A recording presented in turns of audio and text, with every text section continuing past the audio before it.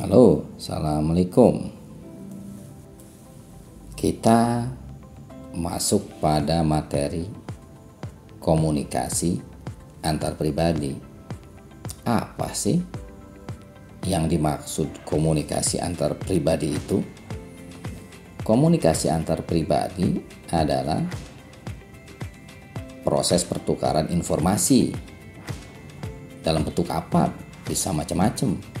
Bisa gagasan, perasaan, pandangan, yang ini melibatkan dua orang atau lebih. Jadi komunikasi antar pribadi ini adalah cara manusia berinteraksi satu sama lain dalam berbagai konteks. Dalam hubungan personal, bisa dalam hubungan pekerjaan, juga tentu saja dalam hubungan sosial.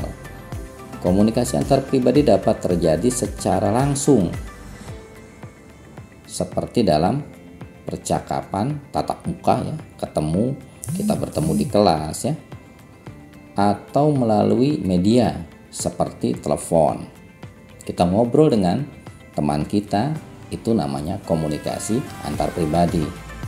Atau kita berkirim pesan teks, atau kita kirim melalui email, atau kita melalui Facebook. Itu yang disebut komunikasi antar pribadi. Dalam komunikasi antar pribadi, jangan lupa ada beberapa elemen penting dalam komunikasi antar pribadi itu. Apa saja? Yang pertama adalah pengirim atau sender. Pengirim adalah individu yang mengirim pesan atau informasi kepada pihak lain.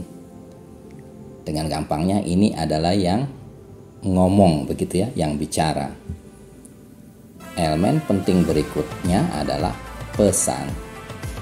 Pesan ini adalah isi atau informasi yang hendak disampaikan oleh pengirim.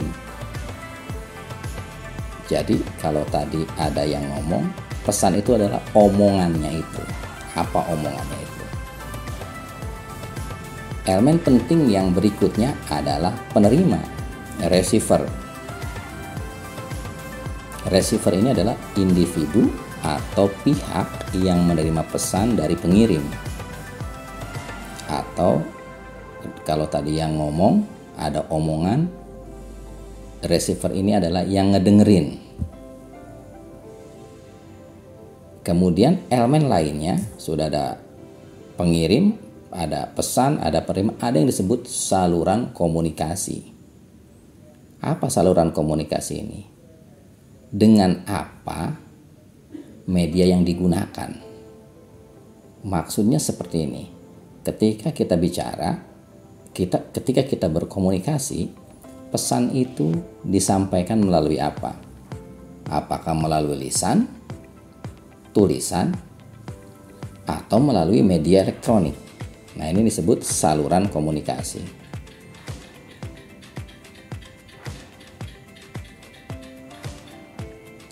Yang menarik, elemen berikutnya adalah konteks.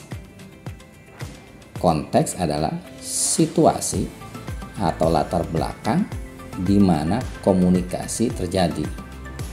Ini penting sekali karena dapat mempengaruhi bagaimana pesan diterima dan kemudian dipahami.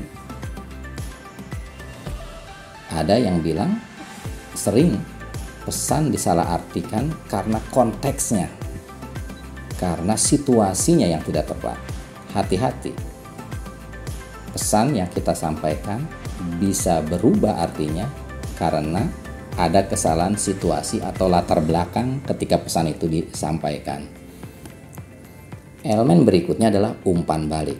Umpan balik ini adalah tanggapan atau respon yang diberikan oleh penerima kepada pengirim sebagai hasil dari pesan yang diterima tadi.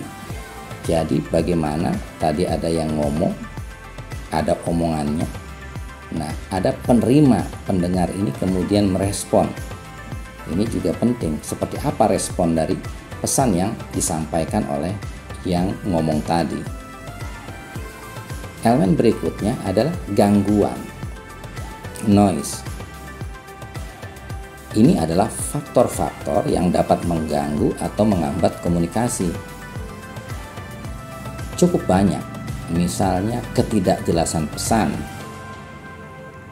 omongannya tidak begitu lantang misalnya, atau juga bisa jadi omongannya sudah begitu jelas, tapi karena perbedaan budaya, mungkin omongan tegas dianggap terkesan oleh si penerima sebagai itu amarah.